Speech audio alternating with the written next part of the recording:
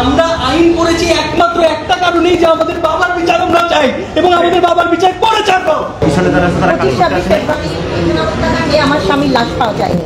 25 এবং 26 ফেব্রুয়ারি তারিখে 57 জন অফিসারের উপরে যে বর্বরচিত হত্যাকাণ্ড চালানো হয়েছে তা মানবতা বিরোধী অপরাধ এবং একই সাথে গণহত্যার সাথে আমরা সামঞ্জস্যতা পেয়েছি।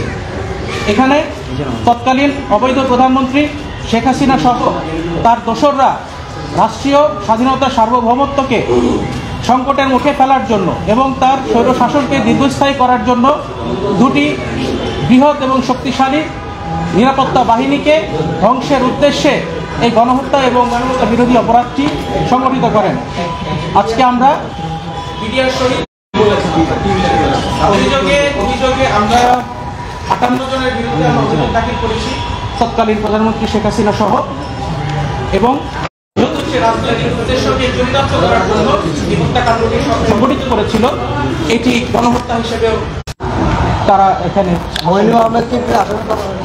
তৎকালীন সেনাপ্রধান হিসেবে তিনি কোনোভাবেই দায় এড়াতে পারেন। ভুলে যান যে এটা বিদ্রোহ হয় না, বিদ্রোহ এরকম হয় না। যারা প্ল্যান করে মেরে পোড়ানোর ব্যবস্থা করে তারপরে দেহনে দিয়ে খোঁচায় কিংবা ড্রেনে ফেলে এবং পরিবার নিয়ে যে কোয়ার্টার গার্ডে নেয় এবং বাচ্চাদেরকে ভোট দিয়ে লাঠি দিতে নিয়ে যায়। আপনারা অনেক কিছুই জানেন না যে আমাদের কী হয়েছে। সুতরাং এটাকে পরিকল্পিত হত্যাকাণ্ডই বলবেন, হত্যাকাণ্ডই যেন হেডলাইন হয়, এটা আমার জোর দাবি।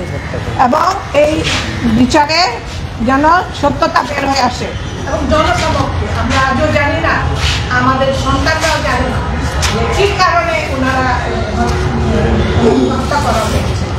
ওনাদের হত্যা করার জন্য একটা বিশেষ কোনো কারণ থাকতে হবে, ওনাদের কোনো অপরাধও থাকতে হবে। ওই সময় যে মিডিয়া যেই আরেকটা বড় একটা বিষয় যে মিডিয়ায় মুন্নি সাহা বলেন, কারণ আমার এটা ভীষণ অপমানের একটা জায়গা যে আমার হাজব্যান্ডকে আমি আর যারা সিনিয়র অফিসাররা ছিলেন, সাথেই বলেন, বাড়ি ভাই বলেন, ওনারা একনিষ্ঠ একজন অফিসার ছিলেন, আমার স্বামী ছিলেন, আরও কয়েকজন অফিসারকে ওনারা বলেছেন যে ওনারা পয়সা বেড়েছেন, তাহলে দুর্নীতি করেছেন। তো দুর্নীতির তো থাকবে, নথিপত্র তো থাকবে নিশ্চয়ই, তাই না? তাহলে আপনারা বের করেন ইনভেস্টিগেটরদেরকে। আমি আবারও ইনভেস্টিগেশন জানা দরকার, কারণ এই ঘটনা দেশে সার্বভৌমত্ব নষ্ট করার একটা পরিকল্পনা, শুধু বাহিনী নষ্ট করা নয়, আমাদের দেশে তুখর কিছু অফিসার মেরেই কিন্তু তারা শান্ত হয় নাই, তার সাথে সাথে কিন্তু অনেকগুলো পরিবারের সদস্য এবং আশেপাশে তাদের সাথে জড়িত যতজন সাহসীরা ছিল তাদেরও কিন্তু আত্মার হত্যা করা হয়েছে, মনে রাখবেন। এবং তারা কিসে থেকে আসে নাই, এটা কোন সরকার বলছে, এটা তো করবে, ইনকোয়ারি কমিশন হোক আর যেটাই হোক তারা বের করবে।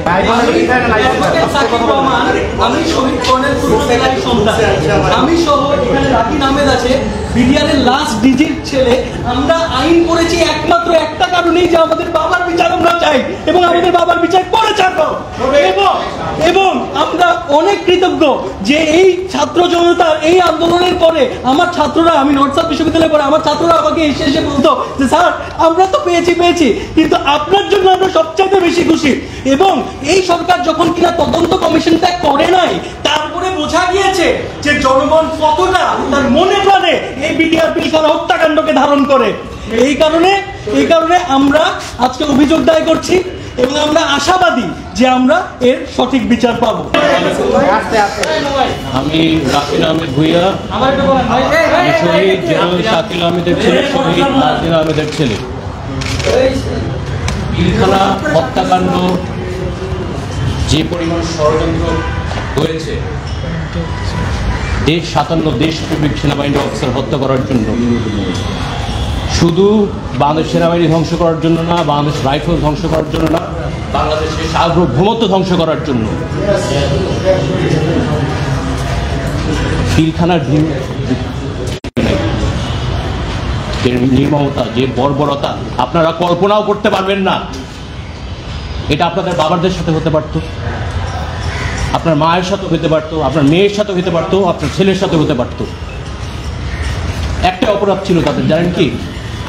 তারা বাংলাদেশকে ভালোবাসতো, বাইরের শত্রু থেকে দেশকে রক্ষা করত। আর ওদের ষড়যন্ত্রে আমার বাবা এবং মা এবং বাকি সব অফিসার এটা শিকার, দপ্তর শিকার। দোষ ছিল একটাই, সৎ ছিল। আমি একা একা বড় হয়েছি, 15 বছরে আমার যে পরিমাণ নির্যাতনের সম্মুখীন করতে হয়েছে আপনারা এটা জানেন না। কষ্ট হয়তো বা বলি না।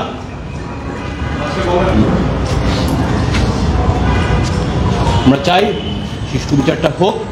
আপনারা জানেন যে ডালবাতের ইস্যু বলে এই এতগুলো অফিসারকে হত্যার মাধ্যমে এদেশে সার্বভৌমত্ব এবং সেনাবাহিনী বা সশস্ত্র বাহিনীর যে ক্ষমতা এটাকে একেবারে ধ্বংস করে দেওয়া হয়েছে।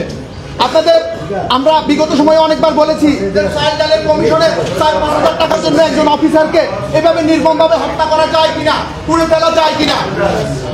আর আমরা আজকে অভিযোগ করেছি যে যারা প্রকৃত কুশীলব যারা, তাদের নামটা যেন উঠে আসে।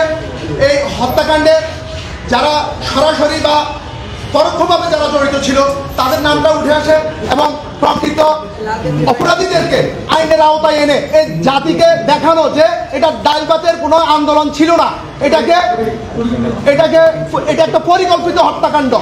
আর আমি মিডিয়ার মাধ্যমে আরেকটা কথা বলবো, আমাদেরকে এখনো দেশবাসী জিজ্ঞাসা করে যে ভাই বেগম জিয়ার বাড়ি কি তোমাদেরকে দেওয়া হয়েছে? এই মিডিয়ার সামনে আমি বলবো আমাদেরকে বেগম জিয়ার ওইখানকার কোনো জায়গা আমাদেরকে দেওয়া হয় নাই। আমার স্বামীর লাশ পাওয়া যায়নি।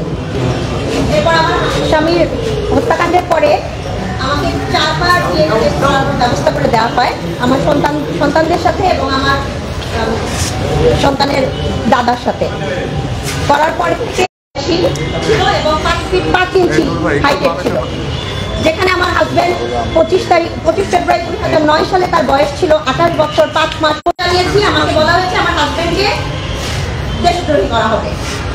আজকে আমি মিডিয়ার সামনে বলতে চাই, অবশ্যই হত্যাকাণ্ডের বিচার হতে হবে এবং আমার হাজবেন্ডের জন্য সম্মানজনক একটা অবস্থায় নিতে হবে। টাকা পয়সা কিছুই আমরা চাই নাই, কখনোই এটা আমাদের মোটর ছিল না, আমাদের আবদার ছিল না।